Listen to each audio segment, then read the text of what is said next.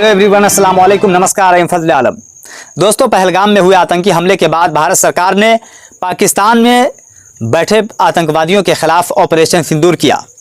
अब उसके बाद भारत सरकार ने कूटनीतिक तरीके से पाकिस्तान को घेरने की कोशिश कर रही है कि पाकिस्तान किस तरह से लगातार भारत में आतंकवादी हमला करवाता रहा है।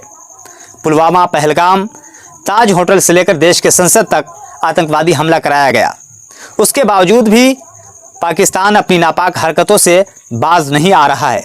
इसलिए भारत सरकार ने सर्वदलीय प्रतिनिधि मंडल के जरिए 7 टीम तैयार किया है और उसका काम यह है कि विश्व के सभी देशों में जाकर पाकिस्तान की नापाक हरकतों यानी आतंकवादी छवि को बेनकाब करना है, जिसमें बैजयंत पांडे के नेतृत्व में बहरीन के लिए एक टीम रवाना किया गया है, जिसमें AIMIM चीफ असदुद्दीन ओवैसी भी पहुंचे हैं बहरीन को।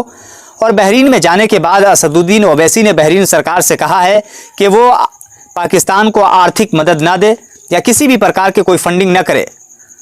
वो इन पैसों का इस्तेमाल आतंकवादियों को भरण पोषण करने में करता है। हमारा राजनीतिक और पॉलिटिकल मतभेद तो हो सकता है, लेकिन हम अपनी देश की एकता अखंडता के लिए हम सारे लोग एक साथ खड़े हैं। तो आइए जानते हैं कि असदुद्दीन ओवैसी ने बहरीन में जाकर के क्या कुछ कहा है। You know the first and last one, and because of that concern, our government has sent us over here and various delegations comprising of all party members of parliament to different parts of the world, so that the world knows the threat which India has been facing from last so many years. And unfortunately, we have lost huge amount of human lives. Innocent people have been killed, and the fact of the matter is that this problem emanates from Pakistan only. दोस्तों, आपने देखा कि असदुद्दीन ओवैसी ने किस तरीके से पाकिस्तान की नापाक छवि को दुनिया के सामने एक्सपोज कर रहे थे।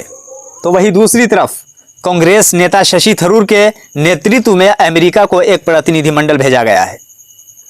अमेरिका के 9/11 विक्टोरिया में जाने के बाद शशि थरूर ने पाकिस्तान की आतंकी छवि को अमेरिका के सामने बेनकाब किया है।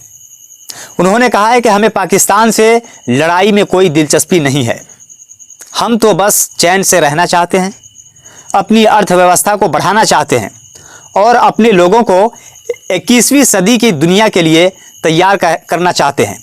लेकिन अफसोस, पाकिस्तान ऐसा नहीं चाहता है। हम जैसी भी शांति पसंद ताकत हो, लेकिन वो नहीं, उसे भारत की ज़मीन चाहिए और किसी भी कीमत पर चाहिए। अगर सीधी लड़ाई से नहीं मिलती तो वो आतंकवाद के ज़रिए लेने को भी तैयार है और ये बिल्कुल भी मंजूर नहीं है। ये शशि थरूर ने अमेरिका में जाने के बाद उन्होंने अपनी बात को रखी और पाकिस्तान को बेनकाब करने की कोशिश की। तो दोस्तों, इस वीडियो क्लिप के जरिए सुनिए कि शशि थरूर क्या कुछ कह रहे हैं। First of all, thank you all for being here. It's amazing on a Saturday night of the Memorial Day weekend that we were able to get such a star turnout, and thank you all for coming. I had a chance to say hello to many of you during the reception, but some of you I haven't, and I do want to say hello and acknowledge the gratitude of your presence here this evening.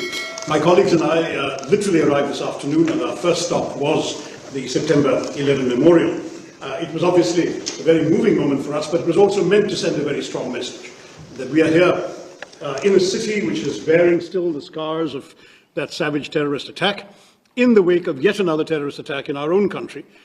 Unlike the US, I'm afraid we've had to endure a very much larger number of terrorist attacks in India. But we came both as a reminder that this is a shared problem, but also out of a spirit of solidarity with the victims, who included Indians, as Indra was reminding me, a young Indian working in her own company was one of the victims of 9/11. Indians, Americans, and very many other nationalities who were affected. It's a global problem, it's a scourge, and we must all fight it unitedly. So that was. दोस्तों, आज के लिए इतना ही। अगली video के साथ फिर मिलेंगे। देश और दुनिया की तमाम खबरों के लिए हमारे चैनल को लाइक, सब्सक्राइब और शेयर करिए और हमारे कमेंट सेक्शन में अपनी राय ज़रूर दीजिए। नमस्कार।